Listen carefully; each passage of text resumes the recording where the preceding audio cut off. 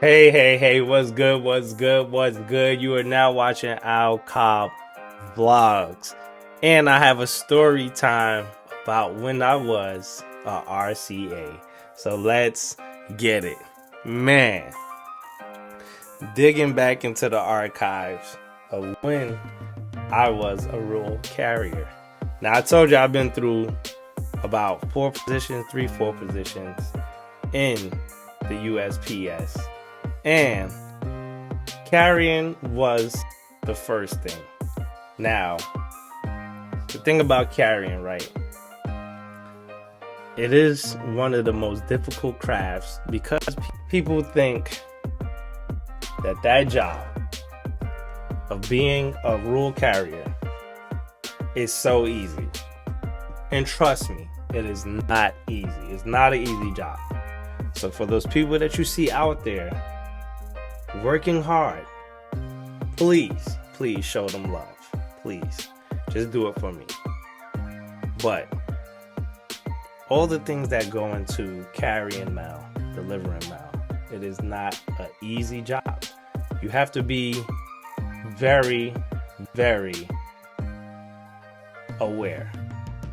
Aware is the word that we're looking for. You have to be aware. You have to be aware of your surroundings. You have to be aware of your assignments. You have to be aware.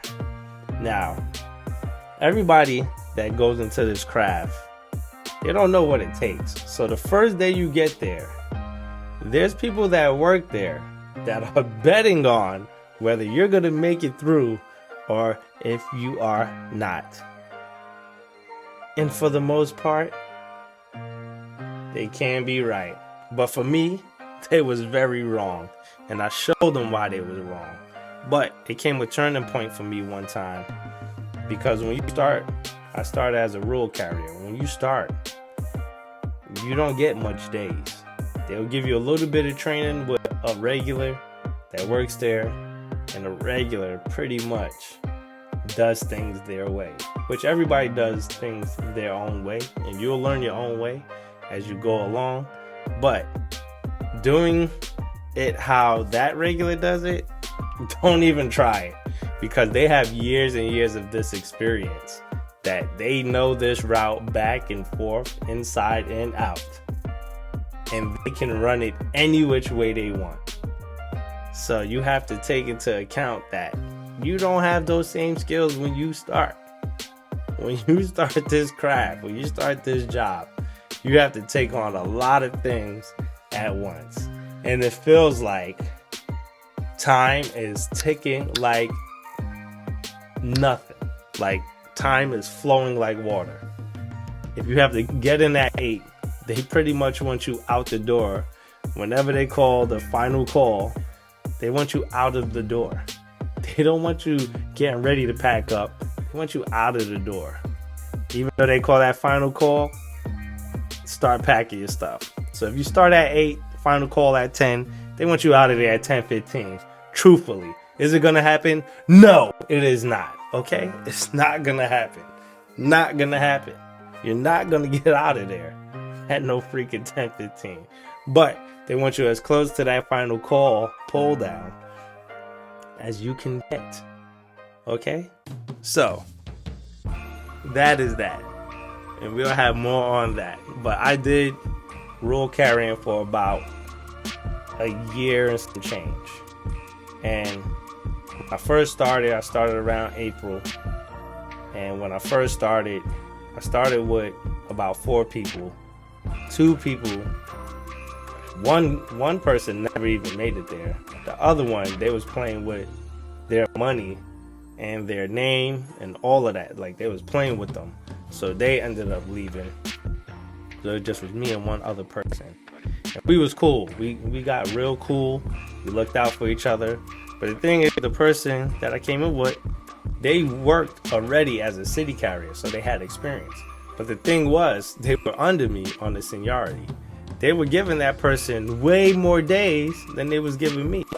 And of course I was feeling away, but then I'm like, they have the experience, which is understandable. But I need the work, and I have the seniority. I'm over that person. Why y'all keep giving it to them? So So the supervisor we had there kept doing that, kept calling them in, giving them the days. And I'm looking like, when am I ever going to come in? So I probably was working like 1, 2, 3 days out of the week, if that. And that was all. So what I started to do was call around to other offices to see if they needed my assistance, to see if they needed my help. I needed the experience. I needed some money. So I called around, and then one of my other supervisors called me, and I thought I was going to have to come in for work. And they called me and said, you need to stop soliciting work, and hung up the phone. And I'm looking like, soliciting work? Because I guess those offices that I was called there to see if they could get me. And they didn't want me to eat. So I'm out here starving. But I had a plan. And the reason why I wasn't going to starve was because my previous job that I was at the moment, I actually was on leave from them. And me being on leave, I still had some change rolling in. So even though I wasn't getting much days, the days that I did get, and then the money that I was getting, it added up enough to hold me down. But there was going to be a time where it was going to cut off. And I either needed to go back, or I needed to get some new paperwork to reinstate that I could keep getting paid. So it came down to this one day. And what's crazy, this one day, right? I'll never forget the date. I'll actually tell you the date. The date was August 22nd. So the money from my old job was going to cut off unless I went in there that day, or called them, or had paperwork or something that day. On that same day, I had a route to run. And it was a heavy day. And it was my first day on this route. And it was gloomy outside, very heavy day. First time running a route. I don't know what I'm doing. Like, it was crazy. I barely had days up to this point. And that was the deciding day, right? And that day, I failed badly. Like, it was horrible. But the thing about this route was in one subdivision. But if you never ran the route, you don't know how to run it. So this route had everything in one subdivision, but it had mailboxes that were behind some people's houses. The line of travel was confusing. And they had so much packages on this route. I mean, so many packages on this route. And then people used to park in front of their mailbox, which is another thing that gets irritating. But, so I'm on this route, first time on it. We didn't get out till late. All those packages were assigned. Somebody helped me on the route. People was coming up to me, yo, I'll run this route this way. Oh, you got an easy route. Yo, you got a good today. You should be done fast. And then somebody helped me with my mail, but organized it to where how they run the route, how they feel the route should be ran. So my line of travel was telling me one way. The route is, and then the way my mail is another way. So instead of that benefiting me, it did not. It did not benefit me at all. It actually made me suffer even more.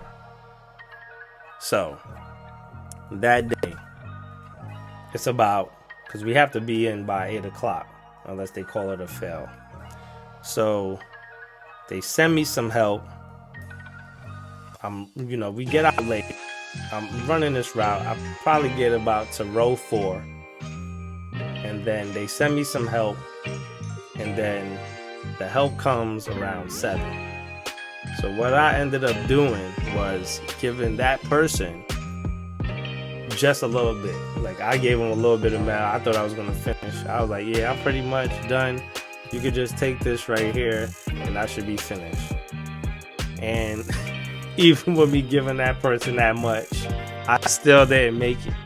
I crumbled. They finished before me. They was already back at the office. So I get a phone call like, hey, Where are you at? What are you doing?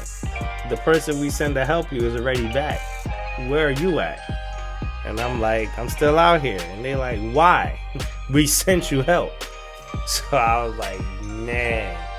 So I finally finished. I get back probably like 8:45 or something like that. And my postmaster came up to me. And she said, I don't fire people. People fire themselves. I'm gonna need you to either get it together or you're gonna have to find a way. And when she told me that,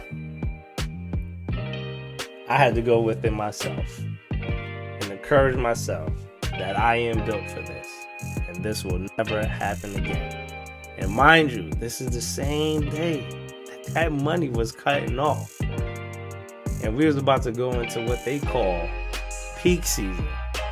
So you had to get nice with it unless you were out of it. I said to her, it won't happen again. I'm going to step it up. She said, okay, I need you to. And she walked away.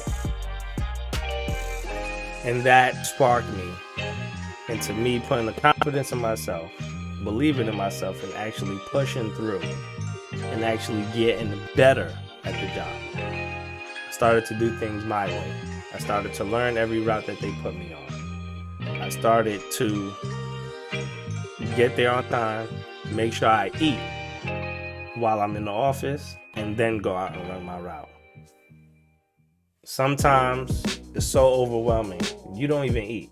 A lot of people will tell you that, like, lunch, I ain't even have lunch. Some people won't eat all day. And I was like that up until that point. But those little bit of days that I used to always be in a panic and didn't even eat food. What I started to do when I come in, get my mail, case my mail, all of that. You know, I wasn't so good, so I started to case all of my mail.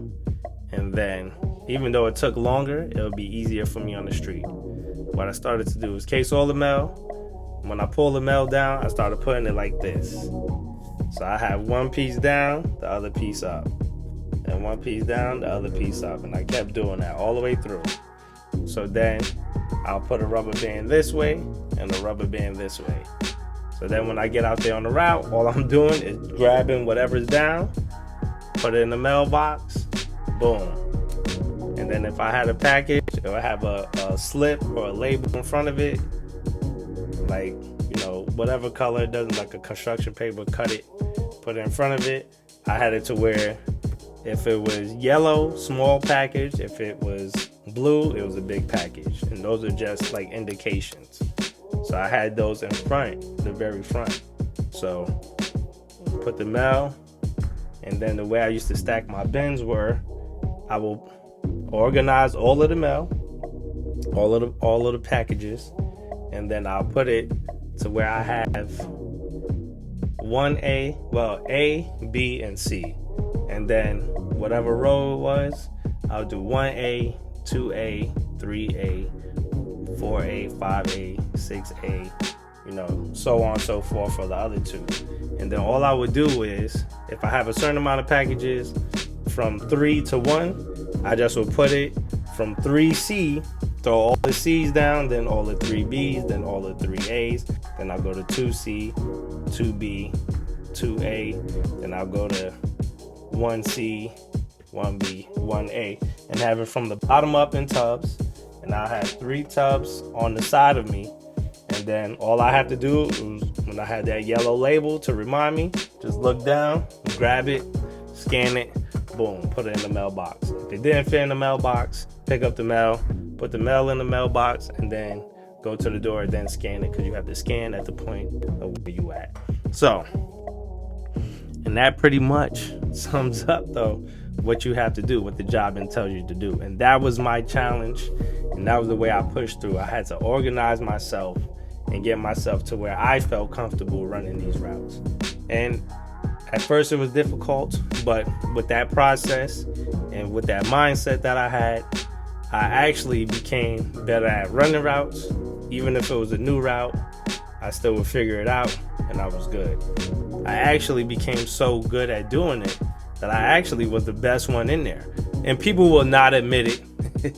Still to this day, they won't admit it. I actually rose up and became the best one there out of all of that, because people was banking on me to leave, to give up, to quit, but they didn't know what I had inside of me to push through. And ultimately, I knew I had to get out of there. And I'll talk to you about that on the next video. Alcott Vlogs, if you like this story, drop a comment, tell me your experience, hit the like button. I'll see y'all in the next video. We over and out of here.